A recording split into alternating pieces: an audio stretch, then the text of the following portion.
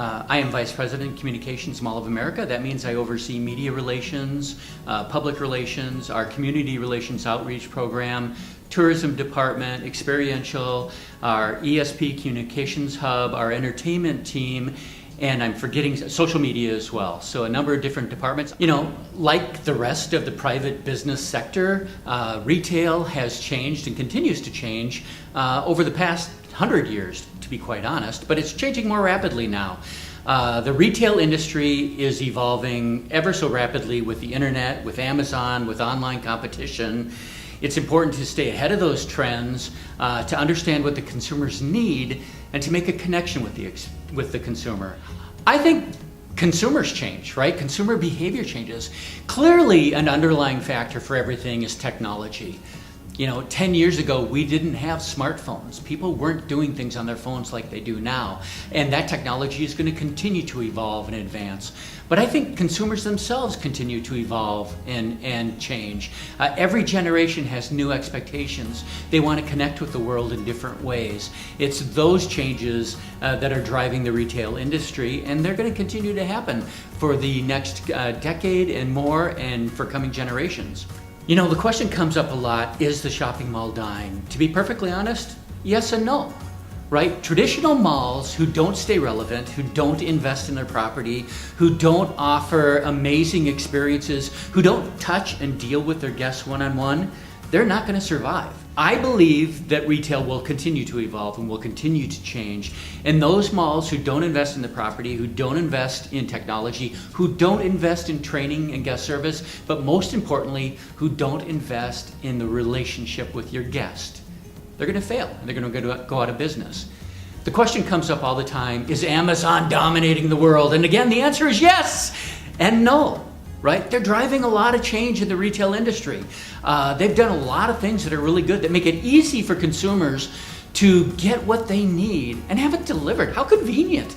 You look on your phone, you find something you want, you find a great price, and you push a button and they deliver it to your house. That's really easy.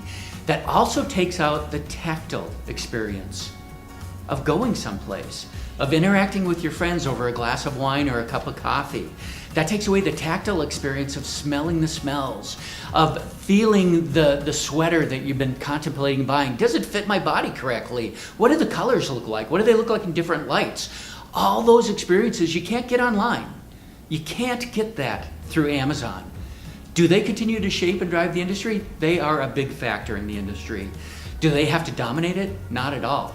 In fact, I think that the really smart destinations like Mall of America will continue to thrive because people want that experience, right? You want to, on Black Friday, as much as we all say we don't want to be there, it's crazy, it's insane, there's so many people, we want to be there shopping. We want to be in the hubbub. We want that excitement, that thrill. We want to meet our friends for lunch with our exhausted feet saying, I need to change shoes because my feet hurt so bad.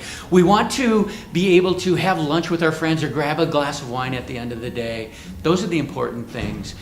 Those experiences aren't going to change. Amazon's not going to change that. Are they shaping the industry? Absolutely. Is that a good thing? I think it probably is, right? Competition is good. It forces all of us to get stronger, to up our game, to try harder.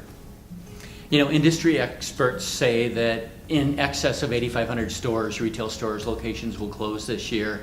This is a trend we've seen happening for the past several years. It does not shock me. It doesn't surprise me. The brands that are going out of the business are those brands that have not stayed relevant, and they haven't invested in their brand, in their properties. They have not stayed connected to the guest. They haven't learned how to create a great experience for the guest and to create value for the guest, right? That's something we talk about all the time at Mall of America. We have teams dedicated to creating value for our guests. So one of the things we've been able to do very successfully at Mall of America is we've been able to bring retailers that have been online-only brands and given them a brick and mortar place to set up shop, right? And they've been very successful. A recent one, most recently, is Peloton, the exercise bike. Set up a shop here at Mall of America, and they've been tremendously successful. We've done that time and time again, showing that you can be brick and mortar as well as online. So are retailers going to go out of business? Yes. but new ones are going to pop up, and new concepts, and new attractions, and new venues, and new brands, and I think that's good for the industry. You know, the question of online shopping comes up all the time. Does it grow? Yeah, it's continuing to grow. Is that necessarily a bad thing for Mall of America or for relevant shopping destinations? I don't think so. I think it provides good competition for us. What online's never going to be able to do, take for instance Zara, a European brand that opened recently at Mall of America. We were the first in the Midwest, which is not unusual for Mall of America. We're oftentimes the first location in the Midwest or the US for a specific brand to come and set up shop. Thank you for taking the time. Again, Dan Jasper, Vice President, Mall of America.